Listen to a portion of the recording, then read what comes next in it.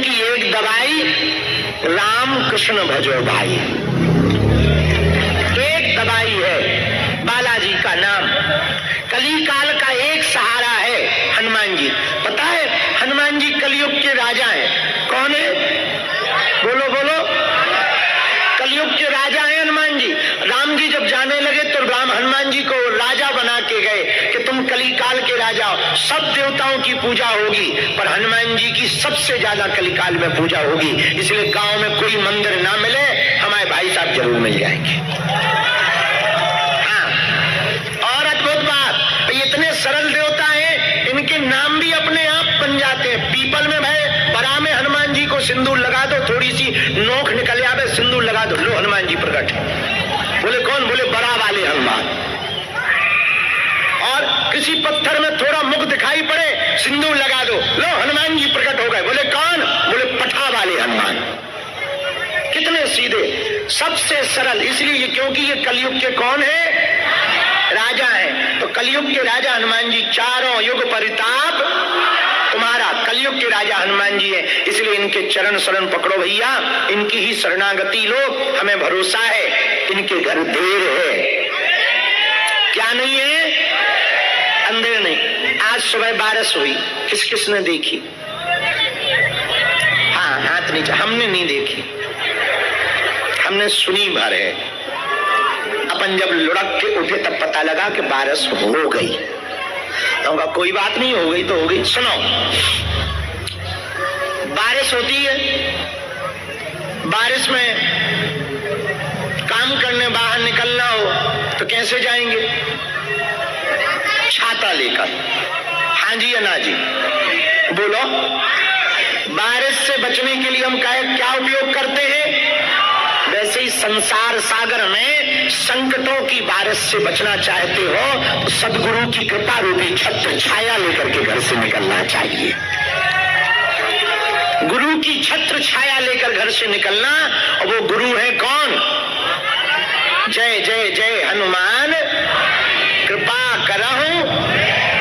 वो सन्यासी बाबा, वो बालाजी, जिनकी गद्दी से, जिनकी पीठ से 3 पीढ़ियों का दरबार चल रहा। इस 3 पीढ़ियों के दरबार में इस गद्दी ने लाखों लोगों की बिगड़ी बनाई। और इस गद्दी का संकल्प रहा कि जो भी चढ़ोतरी आएगी वो निजी जीवन में खर्च ना की जाएगी, गरीब बेटियों का घर बसाया जाएगा, अस्पताल बनवाया जाएगा। और हिंदुओं, ऐसी गद्दी दादा गुरु की समर्पित। ये हमने नहीं कोई संकल्प लिया, हमने अपने गुरु से विरासत में पाया है। ये हमारे गुरु ने जब ये सौंपा, हमको ये सेवा सौंपी, तब हमारे गुरु ने कहा था, बेटा तुम यहाँ का 1 रुपया भी अपने जीवन में मत उतारना। एक दिन ऐसा आएगा पूरी दुनिया बागेश्वर धाम पर आएगी, रोते हुए आएंगे, हंसते हुए जाएंगे। और ऐसी परंपरा गुरु की, ऐसी गद्दी, लाखों करोड़ों लोग यहाँ रोते हुए आए, हंसते हुए गए। अन्नपूर्णा सेवा चल रही, हर साल शिवरात्रि पर बेटियों का विवाह। फिर से आज्ञा लगी तो इस साल 300 बेटियों का है 15 फरवरी को। जिनके माता पिता नहीं है उन बेटियों का विवाह इसलिए है ताकि धर्मांतरण न करें। आदिवासी बेटियां हैं ताकि वो मतांतरण में ना फंसे, हिंदू एकजुट बना रहे, हिंदू बच जाए। इसलिए इस साल भी 100 आदिवासी बेटियों का विवाह यहाँ से करवाया जाएगा।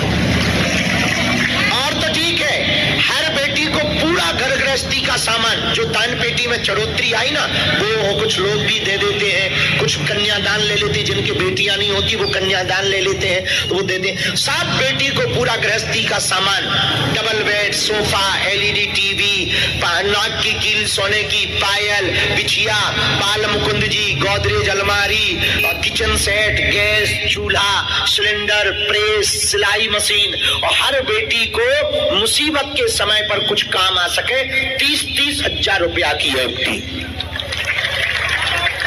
ताकि उनके मुसीबत में वो पैसा काम आ सके। या 5-10 साल जो बैंक में रहेगा तो वो इतना हो जाएगा कि उनके जब बिटिया होगी ना तो उनका विवाह वो एफडी से करवा पाएंगे। तो अभूतपूर्व बात ये जो सब है इसमें हमारा कोई परमार्थ नहीं है, इसको तुम परमार्थ मत समझना। ये हमारा कोई परमार्थ नहीं है। हम सिर्फ एक क्रांति इस देश में चाहते हैं, हिंदुओं की चढ़ोतरी से, हिंदुओं के मंदिर से हिंदुओं की बेटियों का घर बसना प्रारंभ हो जाए। बस ये चाहते, हम अपना प्रयत्न कर रहे हैं, फल देना भगवान का काम, हम अपनी कोशिश कर रहे हैं, फल वो देगा। हम जब तक जिएंगे हम अपना प्रयत्न करेंगे। लेकिन भैया ऐसे गुरु की शरण पकड़ो, सन्यासी बाबा जिन्होंने इतना तप किया, इतना तप किया, आज भी सूक्ष्म रूप में है। यहाँ पर पीछे मंदिर के पीछे ही उनकी समाधि बनी है। उन्होंने जिंदा समाधि ली थी हनुमान जी की भक्ति करते करते, और उन्होंने कहा था कि एक समय ऐसा आएगा बागेश्वर धाम पर पूरी दुनिया खाली झोली लेकर आएगी, झोली भरकर लेकर के जाएगी। और आज लाखों लोगों की बिगड़ी कली काल में बागेश्वर धाम पर हर शनिवार मंगलवार मेला लगता। शनिवार को तंत्र मंत्र ऊपरी बाधा से ग्रसित लोग, कल देखना तुम यहाँ भूतों का मेला दिखेगा तुम्हें।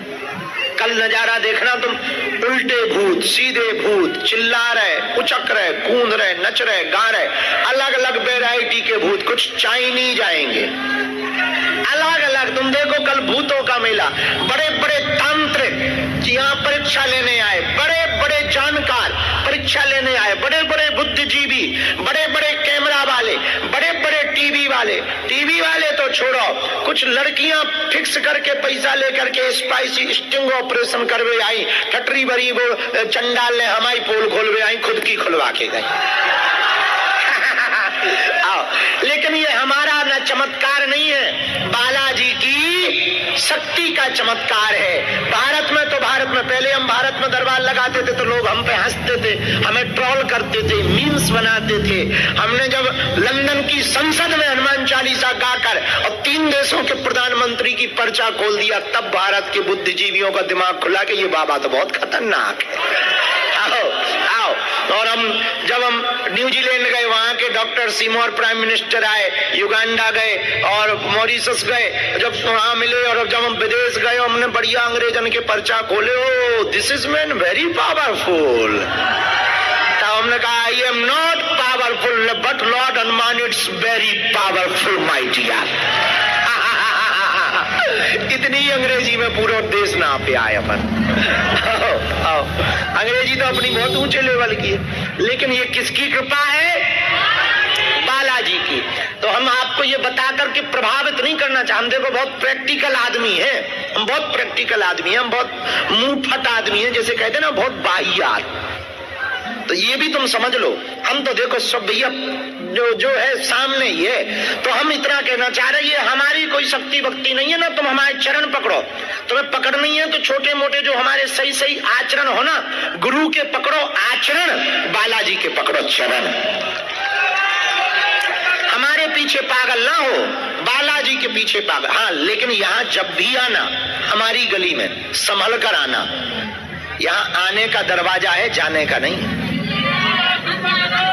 या तो तुम यहाँ आ गए तो या तो भगत बन जाओगे या दुश्मन बन जाओगे, तीसरा कोई रास्ता नहीं है। या तो तुम जय जयकार करोगे कि बहुत बढ़िया, और या कहोगे कि बहुत बाहियात, और तुम कुछ बोल ही नहीं सकते हो।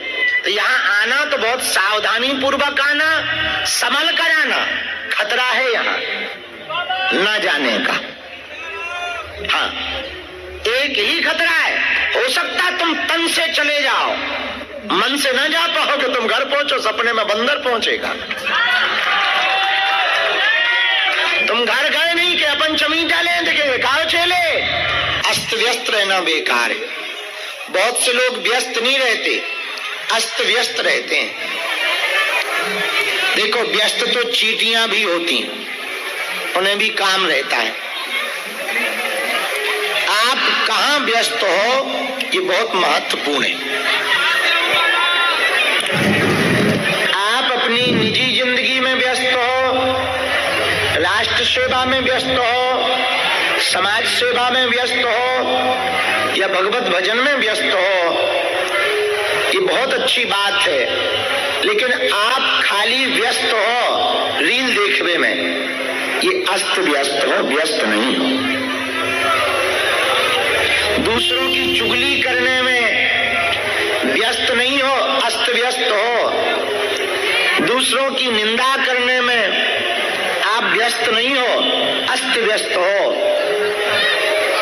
एक बात हमको भी समझनी चाहिए और आपको भी हम कहना चाह रहे हैं, जब भी कभी एकांत में वार्तालाप का मौका मिले ना, किसी अपने अभिन्न व्यक्ति से, किसी अपने व्यक्ति से या मित्र से या परिवार में किसी से, तब ज्यादातर ऐसी बातें करो कि आत्म मूल्यांकन हो सके। क्या हो सके? आत्म मूल्यांकन जानते हो आप? जानते हो आप? आत्म मूल्यांकन का मतलब कि हम में कितने अवगुण हैं और कितने गुण हैं, ये करना बहुत जरूरी है।